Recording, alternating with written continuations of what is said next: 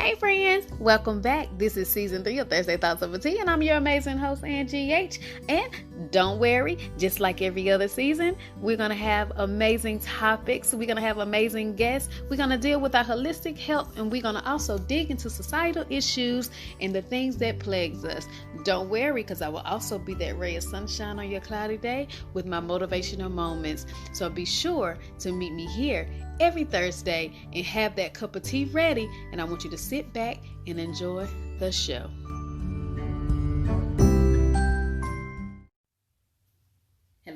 Hello, and welcome back to Thursday Thoughts Over Tea. I am your host, Angie H, and today, ladies, let's talk about fibroids. This is a condition that a lot of African American women deal with. And it's in high number. We don't really know why it's only us. You know, we can speculate, we can assume. I'm not going to go there today with my complete thoughts on why only African American culture deal with fibroid. A lot of times it is, swept under. It's no big deal.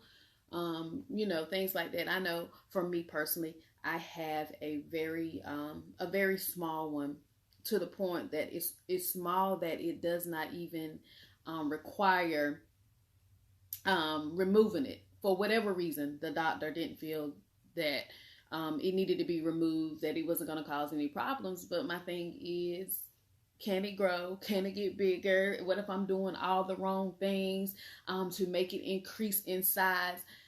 Different things like that. But it is very common, and it's a little bit too common. Okay, if you ask me, when it comes to our body and things that's not supposed to be there actually growing. I know I have friends and people that have had to have fibroids removed, and they were the size of golf balls. They was the size of a baby's head. It just things like that, and it hurts. It's uncomfortable. It throws off your cycle, makes your cycle irregular. It's so many things that come along with having fibroid. Like I said, the pain, different things like that. And for them to say, oh, it's no big deal, or for them to not be able to tell us why, it has been associated with the chemicals and different things that we put in our hair, the different things in the environment is causing it. But why is it only affecting us as African American women? So let's get into it. Everyone that's been here before know that I study holistic ways to live our best lives. I have a holistic company, Anish Charles Organics. I also do health coaching and nutrition and things like that. So it is very important to me that we find natural ways to heal ourselves. Not saying don't go to the doctor. I always say I am not a doctor. So don't totally disregard what you are already doing per your doctor because you want to do it holistically. This just means that we have to find a way for you to incorporate a more natural lifestyle into what you're already doing, because we don't want to throw our body in shock and be worse off because now we just want to disregard everything and just go natural. It is good if you can do natural and heal your body, because your body was created to heal itself. Sometimes we do so much damage, not knowing or not being aware, or not being cautious, or just not taking care of our temples, period, that it may take a little bit longer, but it is possible. We just got to study, we have to understand, and we have to be patient. A lot of times people want to just, call and I need a capsule for this, or can you make a tea for this and that? And then when it doesn't happen right away, because we have been tricked that medicines and stuff work right away, it's rapid. Okay, but is it working to heal you, or is it working to mask? That is what you have to ask yourself when things work so fast. Is it really doing what I needed to do? Or is it giving me more problems that I'm going to have to treat later? Those are the things that I think that we become so impatient when it comes to our health, that we're so used to rapid results. We in a microwavable time that it has to happen fast or it does not work at all. But I say this often, you've heard me say it many times, it did not happen overnight. The bad decisions and the wear and tear on our bodies, it didn't happen in 24 hours. So stop expecting a natural remedy to happen in a week. It may take 30 days for you to even notice that that herb is working. But the fact of the matter is that you know that, hey, it's going to work for good. Like, I'm literally trying to heal my body. I don't want to no longer mask everything that's going on with me, right?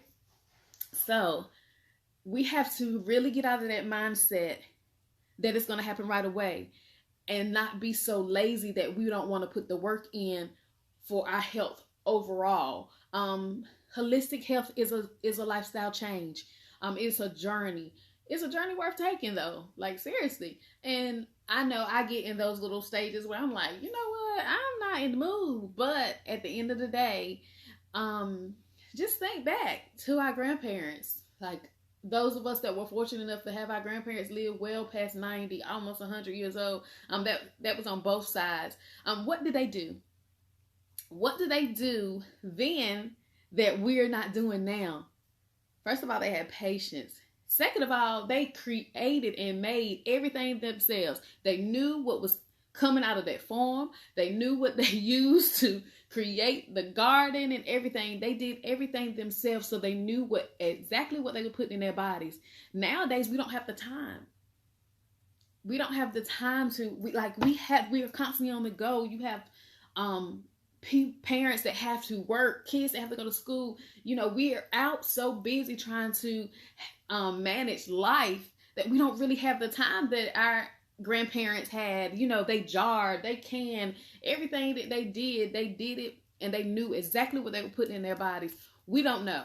All we can assume is that what's on that label is exactly what's in there. And this is the main reason why I really like creating my own herbal capsules. Like, I don't go to GNC, Vitamin Shop, or anything like that. I don't go to the shelves that says holistic or natural and use any of those things, because yes, it may have that herb in it, but they also have fillers mixed in.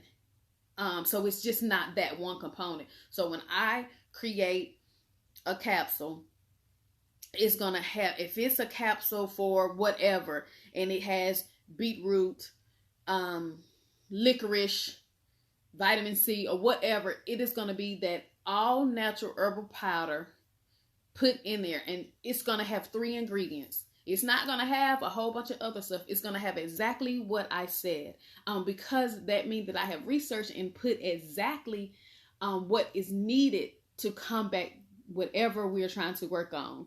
And I think we just need to really take our health seriously, because there's so much in the environment. It's so much out that we really don't know, because it has to be a mass production of food. It has to be a mass production of all these different things. And because we've studied a little bit and we know that this herb works for this, we'll just run to the store and get it, not knowing that is it anything else in there that could affect us. People are not taking the time out to study their medicine. I preach this. You will not see a link on my website for you to buy anything from me. What you will see is a link to a consultation form so that I can find out about you, because you can run and get a herb off the counter, but you're taking a blood pressure medicine, or you're taking something for your cholesterol, and then you're getting this and you're wondering why your numbers are fluctuating. You wonder why they're off. It's because that herb has interacted with your medicine, because medicine has synthetic components, because it's created in the lab. And so they're interacting with each other. One is trying to heal. One might be masking. Now they're interacting with each other, and now your blood pressure dropped, and you don't know why, because you didn't do anything different except for take a herb over the counter. So be very careful with that. But let's get back into this fibroid. So fibroids are like a uterine growth. Um, and it's kind of like a solid or smooth, like a smooth muscle, and it supports your uterus. Okay, so what happens is it can get bigger in size. Like I said, you can have them real small. Like I have like a really small one, or it can get really big. But what symptoms you can look for to kind of see if you're not familiar, if you have fibroids or not, would be your menstrual flow. So my cycle is irregular. Some months I have okay, and then some months I'm just like extremely heavy, and it's just not consistent. Sometimes it can affect your, like, how you use the restroom. You may have anemia from the bleeding, even a discharge, things like that. And a really bad case, you have like a foul odor, like you can't really get rid of like yeast and different things like that. It could be painful during sex. So it's different things and different symptoms that you can kind of look at to see, or kind of get an idea if you start to notice some of these things that, hey, you might want to get checked, like lower back pain, different things like that. And it's different herbal treatments, but first you need to pay attention to your body. Your body talks to you. And I know we hate going to the doctor. We don't trust doctors. But your body will talk to you. You can even gain excess weight. It's hard for you to lose like your midsection and things like that. Those are some of the things that will give you sort of, and it might not be fibroids, but this is just some of the symptoms that you can kind of pay attention to when your body is talking to you that could reflect that you do have a fibroid or something, and it warrants a visit to the doctor to even check it out. A bad case could cause infertility or miscarriage. Constipation, like not being, not being able to go to the restroom, different things like that. Those are some of the symptoms of having a fibroid. Again, small fibroids, they may just check you regularly. They might not even try to do anything. Fortunately, that, fibroid tumors are benign. They're always benign. So that's a good thing, that it's not cancerous, but it's still uncomfortable. Like it's still really uncomfortable to have to deal with something foreign being in your body that's causing these different types of ailments or pains or different things like that. Some of the herbs that you can kind of try to take in for fibroids, black cohosh is a good one. This actually will, help with the bleeding. It will also help like relieving some of the pain that you feel. Cinnamon. So cinnamon is good as well.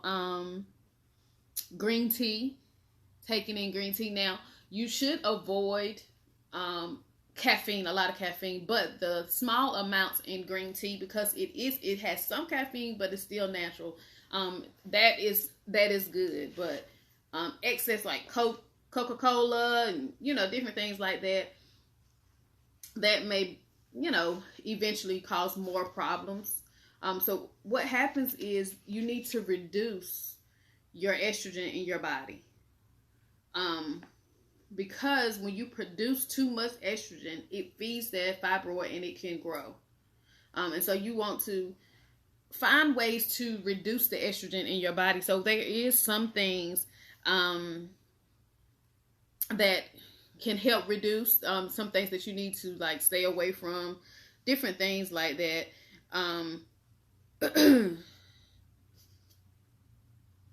So just being very mindful of the things that you're taking into your body. So some of the herbs that you should avoid, and again, like I say, we get so caught up on natural that we think that we can take everything, and it's really not doing what you want it to do or what you think that it should do. So you have to be very, very cautious of the things that you put into your body. So like if you're a woman that you know for sure that you have fibroids, some of the things that you need to stay away from is fennel seed, licorice. So those things, those are just a few that you need to kind of stay away from, because what happens is it feeds estrogen to your body, which is going to cause more problems for your fibroids. Now some things that you can do, I'm gonna give you some things that you can do is, because the estrogen is produced by body fat, change your diet. I'll give you some of the foods that you should eat that you can incorporate into your diet, or contraceptives, birth control, different things like that that are high in estrogen. Now, I don't know if the doctor tell you, that whenever you're getting those birth control pills or whatever. I know that I've always had reactions to birth control.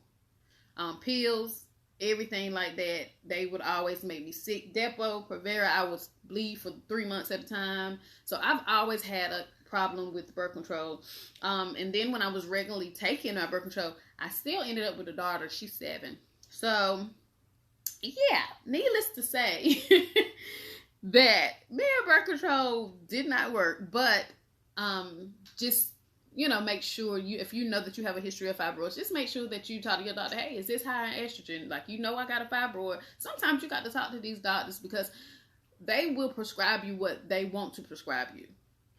You know what I'm saying? You have some amazing doctors out there, and then you have some that's about the money and about using you as a guinea pig so that they can further research. I mean, we don't know. So, not saying that everybody's crooked, but I will say that you have to be your own advocate. You have to really take up for yourself.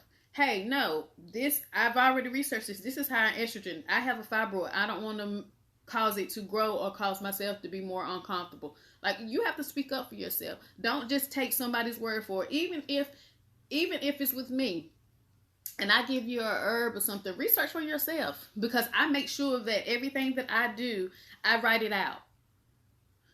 And then I follow up because I want to know if you had any reaction so that I will know that what I need to change. But that's why I always start off with your history. I need to know if you have allergies. I need to know if you're on medication. Those are the things, people jump out here and just give you anything, and they haven't even taken the time to find out about you. Like, be sure that somebody takes the time out to find out about you. Whether it's your herbalist, whether it's your doctor, whoever, let them get to know you. Don't let them just force you anything because they want the money. Because this is your body. This is your life. Take up for yourself. Make sure that you take up for yourself. So just pay attention to your body. Just make sure that you keep your stress levels down. That you try to work out when you can, to just kind of keep your weight under control. And I know that it's hard, and stress, period, with everything that we going on, that is just a given. We are stressed out. That is for sure. But this is just some of the things, and one of the things about the fibroid, that it is ways that you can eat to survive. I should say, as like I said, as a nutritionist, we find other ways that food heals. That is why your diet is vital, especially when you're dealing with different conditions, not just fibroids, but just different conditions, period. Food heals. And I know that the food that heals us is like, you want more, or and I know in our culture we are used to eating a certain things because that's what we grew up on. So kind of like to change that entire meal plan is hard. It's hard work. And I know that for me, if you see me, you wouldn't know it, but I will put food. I love to eat. Like, food is my happy place. I can sit and eat all day. But, at almost 40 and knowing that I have different things that I'm dealing with, and now I'm dealing with this whole hot flash night sweat situation because hereditarily, perimenopausal is something that runs in my family. Like, some of us go through menopause early. So now I got this whole situation. I'm like, come on, let me be great. Can we hold off and prolong a little bit of this stuff till I get a little bit older? But hey, it's such as life, so we just gotta adjust, right? So some of the foods that you need to start adding to your diet when you want to shrink or even eliminate your fibroid, fresh and cooked greens, fresh fruit, beans, grains, fish. Some people just switch to a Mediterranean diet. And that's including all those things that I said. And by eating this lower your risk, and it can start to, shrink the fibroid. Now, red meats, things like that can increase your risk. So, try to stay with the lean meats as much as possible. Just exercising, and I tell people, exercise, it doesn't matter if it's just walking around your block for 30 minutes, a little bit of cardio inside your home, just doing something active. It helps more than you know.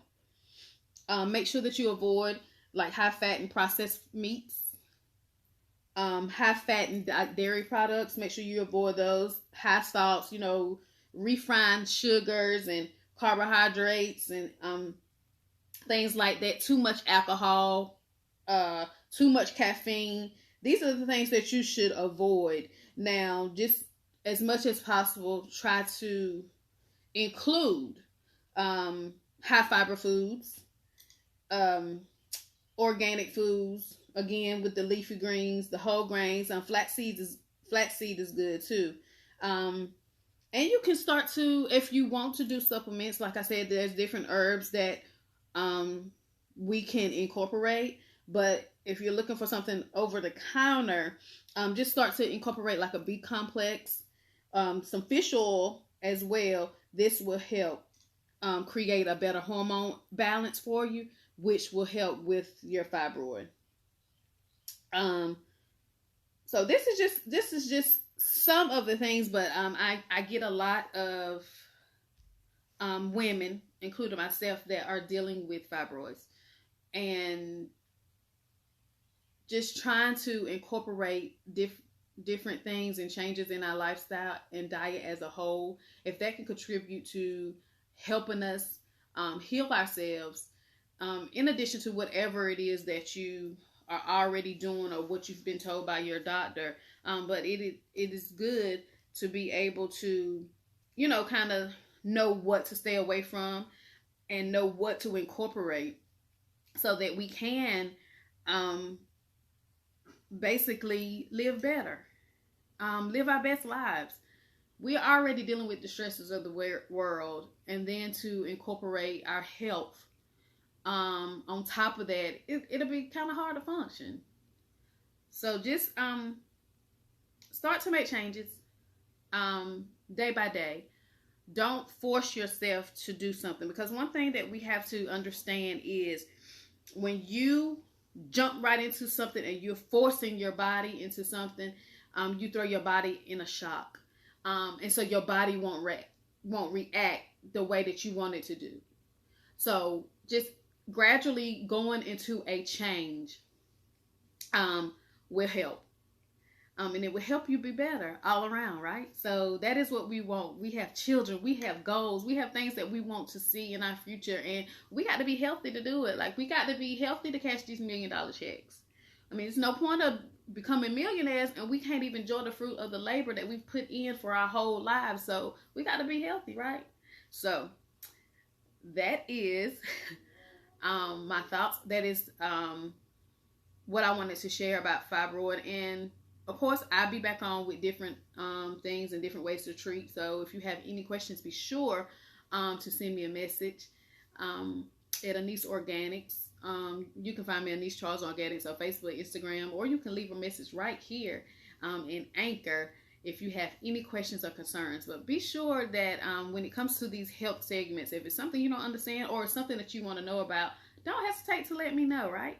But right after this break, I will give you your Black Excellence 365, and be sure to be the advocate for yourself and for your body. You have one life to live. So live it to the fullest. And if you have to change your journey and make some lifestyle changes along the way, it'll be worth it in the end. Thank you for joining me. Be right back. So I know you're probably asking yourself as you listen to this amazing podcast week after week, who is Angie H? And it's quite simple. I'm just a wife and a mother trying to use her platforms to empower and impact the world. What platforms, you ask? Anise Charles Organics, A-N-I-S-E, Charles Organics.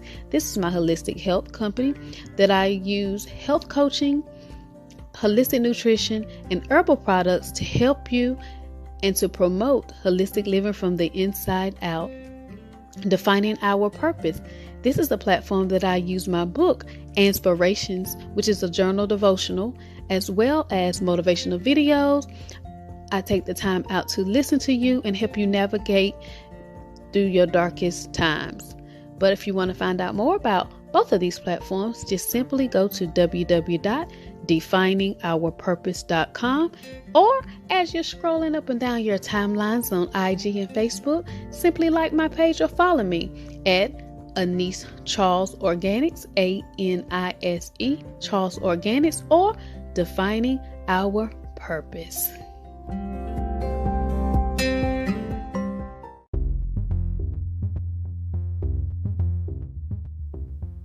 Hey guys, and welcome back to Thursday Thoughts Celebrity. Let's get into this Black Excellence moment. Helen Dinkins was the first woman admitted to American College of Surgeons. The only Black woman in her graduating class, Helen Dinkins earned her medical degree from the University of Illinois in Chicago in 1934. She completed her internship at Providence Hospital in Chicago, during which she treated patients with tuberculosis in impoverished communities. In 1945, Dr. Dinkins was the first Black woman to receive board certification in obstetrics and gynecology. 5 years later, she became the first Black woman admitted as a fellow at the American College of Surgeons. She served as a director of the obstetrics department at Mercy Douglas Hospital in Pennsylvania for more than 12 years. So that is our Black Excellence moment, Helen Dinkins. And it's amazing that we as a culture have made so many firsts when it comes to health and when it comes to medical, finding that person that looks like us, that actually cares about us, and finding out how our body works and how we can heal it. So that has been our Black Excellence moment, Helen Dinkins.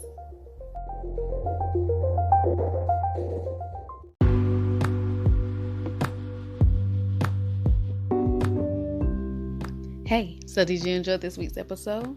Well, I hope you did. But you know what you can do if you never want to miss another episode? Just simply subscribe to Thursday Thoughts Over Tea on all podcast platforms, or follow me on IG at Thursday Thoughts Over Tea. Be sure that if you have any thoughts or concerns or any topics that you want to discuss, simply send me an email at definingourpurpose@gmail.com. Always remember, your thoughts are amazing, but sometimes they're even better when you're sipping on a hot cup of tea. See you next week here on Thursday Thoughts Over Tea with Angie H.